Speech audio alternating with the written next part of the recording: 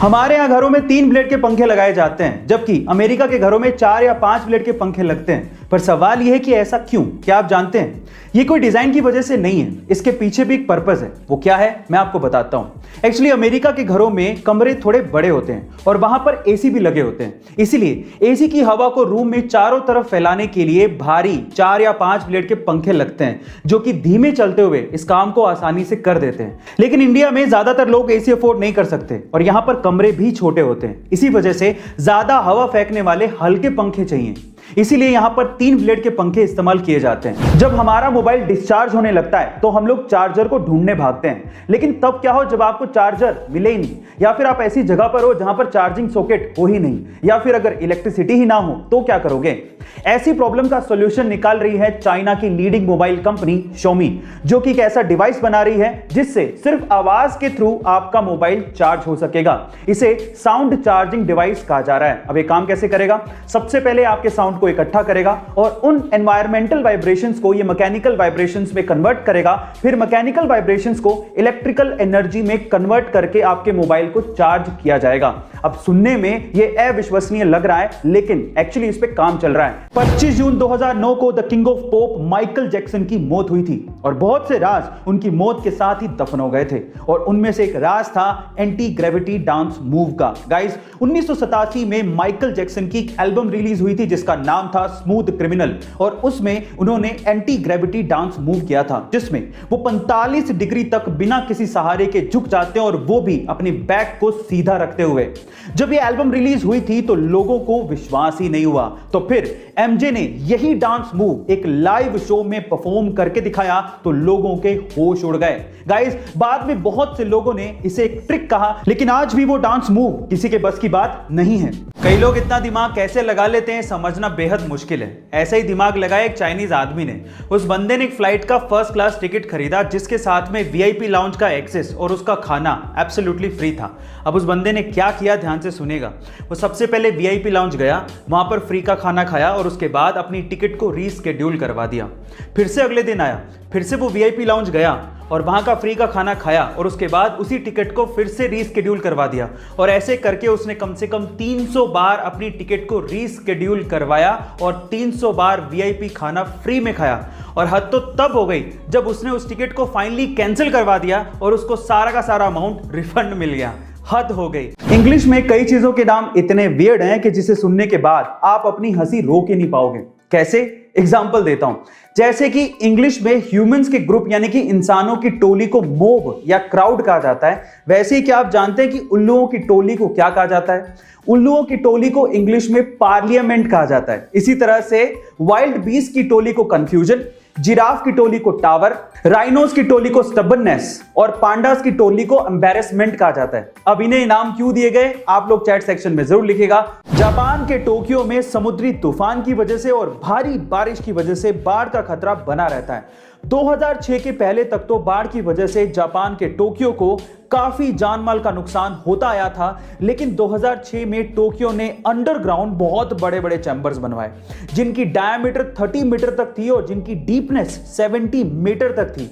ये chambers actually बाढ़ के पानी की निकासी के लिए बनाए गए थे, और 2006 के बाद से आज तक काफी बार इन चैम्बर्स ने टोक्यो को बाढ़ से बचाया है और बाढ़ से होने वाले नुकसान में 90% तक कमी आई है। अगर आप किसी मुसीबत में फंस जाएं या फिर आपको कोई किडनैप करने की कोशिश करे, इन दैट केस आपके मोबाइल की एक सेटिंग आपकी जान बचा सकती है। क्या है वो सेटिंग और वो कैसे काम करती है मैं आपको बताता हूं। उस सेटिंग का नाम है SOS यानी कि सेव अ शिप। इसके लिए आपको मोबाइल की सेटिंग्स में जाना है और वहां पर जाके SOS को सर्च करना है और उसके बाद SOS के टॉगल को ऑन करना है, और उसके बाद अगर आप चाहें तो वहां पर कॉन्टैक्ट्स के ऑप्शन में जाके आपके रिलेटिव के कॉन्टैक्ट नंबर भी आप ऐड कर सकते हो जिनसे आप हेल्प की उम्मीद रखते हो। अब होगा कुछ यूं कि अगर आप मुसीबत में फंसते हो तो आपको आपके मोबाइल के पावर बटन को 3 बार दबाना है। इससे क्या होगा? इससे इमरजेंसी हेल्पलाइन नंबर 112 और आपके रिलेटिव के नंबर पर, जो नंबर आपने सेव किए थे, वहां पर एक हेल्प मैसेज पहुंचेगा और साथ ही साथ आपकी लोकेशन भी उनके पास पहुंच जाएगी, जिससे आपको मदद मिल सकती है और आपकी जान बचाई जा सकती है। एक बार एक बंदा जूता खरीदने के लिए किसी शॉप पे गया। उसे 7 नंबर का जूता खरीदना था और उसे उस शॉप पे एक जूता पसंद भी आ गया। लेकिन जैसे ही वो काउंटर पे पेमेंट करने के लिए गया, उसे पता लगा कि वो वॉलेट तो घर पे ही भूल गया है। फिर उसने शॉपकीपर से रिक्वेस्ट किया कि आप मुझे जूते दे दो, अगले दिन आके मैं पेमेंट कर दूंगा। थोड़ा सा हेजिटेशन उस शॉपकीपर को फील हो रहा था उधार देते हुए, लेकिन फिर भी उसने जूते पैक किए और ग्राहक को दे दिए। अगले दिन वही ग्राहक वापस से उस शॉप पर आता है और कहता है कि दोनों में से एक जूता 6 नंबर का है, प्लीज आप उसे चेंज कर दो। तो ग्राहक ने माफी मांगते हुए 6 नंबर का जूता चेंज करके उसे 7 नंबर का दे दिया। उस दिन ग्राहक वॉलेट लेके आया था और उसने पेमेंट भी कर दी। अब आप ये देखिए कि दुकानदार ने कितना समझदारी से काम किया, ना उसने जूते खोए ना कस्टमर। इसे कहते हैं प्रेजेंस ऑफ माइंड। जो हम दिखते हैं वो हम हैं नहीं, तो हकीकत में हम क्या हैं, क्या आप जानते हैं? चलिए आज मैं आपको बताता हूं। जापानियों के हिसाब से हर इंसान के 3 चेहरे होते हैं। सबसे पहला चेहरा जो हम दुनिया को दिखाते हैं, अधिकतर सोशल मीडिया पे जो हम शेयर करते हैं, वो है हमारा पहला चेहरा, जिसे हम सबसे ज्यादा फेक यानी कि नकली चेहरा कह सकते हैं। दूसरा चेहरा जो आप अपने दोस्तों को, अपने परिवार वालों को दिखाते हैं, काफी हद तक वो ये जानते हैं कि आप क्या हैं और कौन हैं, पर असल में आप क्या हो वो सिर्फ आप जानते हो, और वो चेहरा आप किसी को नहीं दिखाते। और वही है आपका तीसरा और असली चेहरा। एक बार एक लड़का बाइक पे बहुत सारे अंडे रख के लेके जा रहा होता है, लेकिन अचानक से उसकी बाइक फिसल जाती है और उसके सारे के सारे अंडे फूट जाते हैं। आसपास के लोग तब इकट्ठा होकर उसे टोंट करना शुरू कर देते हैं कि तुझे दिखाई नहीं देता है क्या, तुझे ढंग से बाइक नहीं चलानी आती है क्या। इतने में ही उस भीड़ में से एक बूढ़ा सा अंकल निकल के आता है और उस लड़के से कहता है कि बेटा तुम्हारे सारे अंडे फूट गए हैं, अब तुम अपने मालिक को क्या जवाब दोगे? चलो मैं तुम्हारी मदद करता हूं, ये मेरे पास 30 रुपए हैं, तुम रख लो। उस बूढ़े अंकल को देखकर आसपास के बाकी लोग भी उस लड़के की मदद करने को आगे आते हैं और थोड़ा थोड़ा पैसा देते हैं। इतने में उसके पास अंडे जितने फूटे थे उतने पैसे इकट्ठे हो जाते हैं और वो बाइक पे तब जाने वाला होता है। इतने में ही पीछे से कुछ लोग उसको बोलते हैं कि तुम बहुत लकी हो, अगर वो बूढ़ा अंकल ना होता तो तुम्हारा आज क्या होता। तो फिर वो लड़का जो कहता है वो आप लोगों को सुनना चाहिए। वो लड़का कहता है कि वो बूढ़ा अंकल ही मेरा मालिक है। ऐसे तो आपने सुना ही होगा कि चांद धरती से धीरे धीरे दूर जाते जा रहा है, पर अगर चांद पूरी तरह से गायब हो गया तो हमारी धरती का और हमारा क्या होगा, क्या आपने कभी सोचा है? चलिए मैं आपको बताता हूं। देखिए, अगर चांद पूरी तरह से गायब हो गया तो धरती का घूर्णन 3 से 4 गुना हो जाएगा, जिसकी वजह से हमारे दिन 6 घंटे के ही रह जाएंगे, यानी कि छोटे हो जाएंगे।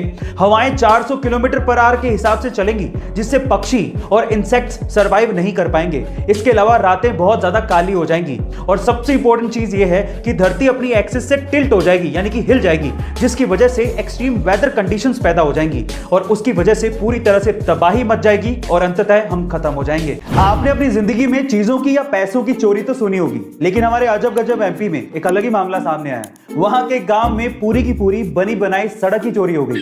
जी हाँ गाइस, आप ठीक सुन रहे हैं। मामला कुछ यूं है कि एमपी के गांव में ग्राम पंचायत ने वहां के एक वार्ड में 10 लाख रुपए की लागत से एक सड़क बनवाई थी, लेकिन जब जांच हुई तो पता लगा कि वहां पर सड़क है ही नहीं। जब जवाब मांगा गया तो ग्राम पंचायत के उप सरपंच ने जवाब के बदले एक शिकायत ही दर्ज करवा दी और उस शिकायत में लिखा हुआ था कि इस वार्ड में शाम तक तो सड़क थी, लेकिन सुबह होते होते वो सड़क चोरी हो गई। मामला भ्रष्टाचार से जुड़ा हुआ लग रहा है, लेकिन ये जांच का विषय है। एक बार किसी रिपोर्टर ने रतन टाटा जी से सवाल पूछा कि सर, आपके रहते हुए एशिया के सबसे अमीर इंसान मुकेश अंबानी जी क्यों हैं?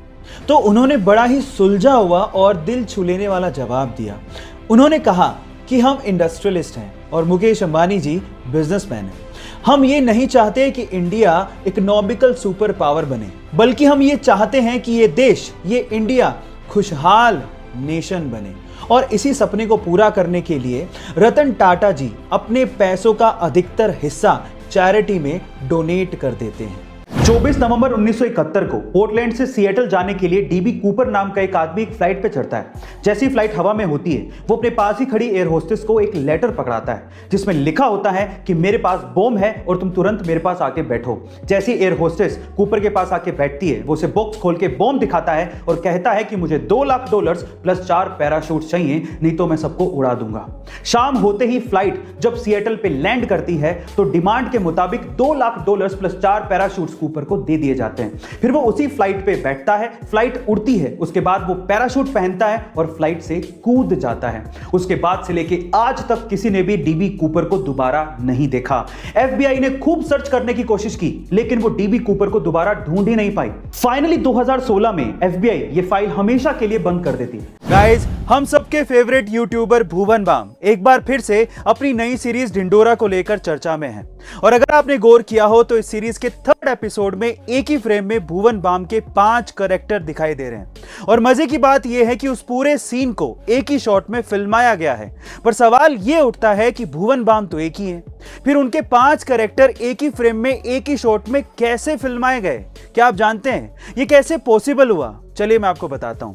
इसके अंदर मोशन रिग टेक्नोलॉजी का यूज किया गया है, जिससे आप एक ही पर्सन के अलग अलग कैरेक्टर को एक ही फ्रेम में एक ही शॉट में फिल्मा सकते हैं। सर, आईआईटी सपना है मेरा, लेकिन पता नहीं पूरा होगा कि नहीं। सपना देखा है तुमने आईआईटी का, तो फिर तो ये पूरा होगा नहीं, क्योंकि अगर सपने ही देखते रहोगे तो पूरे कहां से होंगे। इनफैक्ट तुम में से किसी का आईआईटी जाने का सपना होना भी नहीं चाहिए। और एक तो ये शब्द यूज करना बंद करो, सपना, क्योंकि इसको यूज करने का मतलब ये है कि तुम अंदर से मान चुके हो कि तुम्हारा कुछ होना जाना तो है नहीं, देखने की चीज थी, देख ली। एम शब्द यूज करो, एम। सपने देखे जाते हैं और एम पूरे किए जाते हैं। गाइस, आपने गौर किया होगा कि आपके आसपास कई ऐसे लोग हैं जिनके बहुत सारे दोस्त होते हैं और आप लोग ये सोचते हैं कि काश इतने दोस्त मेरे भी होते। पर सवाल यह है कि आखिर इतने दोस्त बनते कैसे हैं, दोस्त बनाए कैसे जाते हैं, उसके तरीके क्या हैं? देखिए, बहुत सारे तरीके हैं, लेकिन आज इस वीडियो में मैं आपको सबसे आसान और सबसे अच्छा तरीका बताता हूं। ध्यान से सुनिएगा। देखिए, एक स्टडी के अनुसार ये कहा गया है कि अगर आप किसी से बातचीत कर रहे हैं और उस बातचीत में आप सिर्फ 20% ही बोलें, लेकिन 80% उसकी बातों को सुने, तो वो बंदा शायद आपका दोस्त जल्दी बन जाएगा। लेकिन उसकी बात को सुनने के लिए नहीं सुनना है, उसकी बात पे गौर भी करना है। ये बहुत इंपॉर्टेंट है। मान लीजिए कि आपको किसी वजह से हवाई जहाज से बिना पैराशूट के कूदना पड़े, या फिर आपके पास पैराशूट है लेकिन वो हवा में खुल ही नहीं रहा है। इन दैट केस क्या आप अंदाजा लगा सकते हैं कि आप कहां गिरें ताकि आपकी जान बच जाए? एटलीस्ट गिरने से तो जान ना जाए। आप में से बहुत सारे लोग पानी को चुनेंगे कि पानी में गिरेंगे तो शायद बच जाएंगे, लेकिन ये गलत है। पानी में गिरना उतना ही खतरनाक है जितना कि कंक्रीट की जमीन पर गिरना, क्योंकि पानी कंक्रीट की जमीन के जैसे कंप्रेस नहीं होता। वहां पर आपके जान जाने का खतरा ज्यादा है। तो 4 बेस्ट ऑप्शंस कौन से हैं? सबसे पहले तो घास की जमीन, दूसरा स्नो यानी कि बर्फ की जमीन, तीसरी दलदल की जमीन और चौथा पेड़। अगर आप इन 4 जगहों पर गिरते हैं तो शायद आप बच सकते हैं। मंदिर में चढ़ाए गए फूल अगले दिन कचरे में फेंक दिए जाते हैं, लेकिन किसी के लिए वो कचरा है तो किसी के लिए बिजनेस का आइडिया। जी हां गाइस, आप ठीक सुन रहे हैं। कानपुर के अंकित अग्रवाल ने ऐसे ही कचरे के फूलों से अपने बिजनेस का आइडिया निकाल लिया। उनके स्टार्टअप का नाम है फूल। अब ये करते क्या है, उनके आइडिया को ध्यान से सुनिएगा। सबसे पहले तो मंदिर में चढ़ाए गए फूल जो कि अगले दिन कचरे में फेंक दिए जाते हैं, उनको ये लोग इकट्ठा करते हैं और उसके बाद उन्हें प्रोसेस करने के बाद बहुत अच्छी क्वालिटी की अगरबत्ती और धूप बत्ती बनाई जाती है। अब ये आइडिया इतना फैंटास्टिक क्यों है? क्योंकि ये 2 सॉल्यूशन देता है। पहला तो फूलों का कचरा कम हो गया है और दूसरा उसी से ही एम्प्लॉयमेंट जनरेट हो रहा है। जिम जाके डोले शोले बना के हट्टा कट्टा दिखने से कुछ नहीं होता, अंदर जान भी होनी चाहिए। चलो मैं इसका एक बढ़िया सा एग्जांपल देता हूं। अभी रिसेंटली ही कोची इंडिया के रहने वाले राहुल पानीकर का एक आर्म रेसलिंग का मुकाबला था। जानते हैं किससे था? वो भी दुनिया के सबसे strong body builder Larry Wheels के साथ। शुरू में तो लैरी वील ने बहुत जोश दिखाया, लेकिन लास्ट में जाते जाते वो जोश खुश हो गया। राहुल, जो कि लैरी के सामने काफी कमजोर दिख रहे थे, उन्होंने लैरी को आर्म रेसलिंग के मैच में हरा दिया।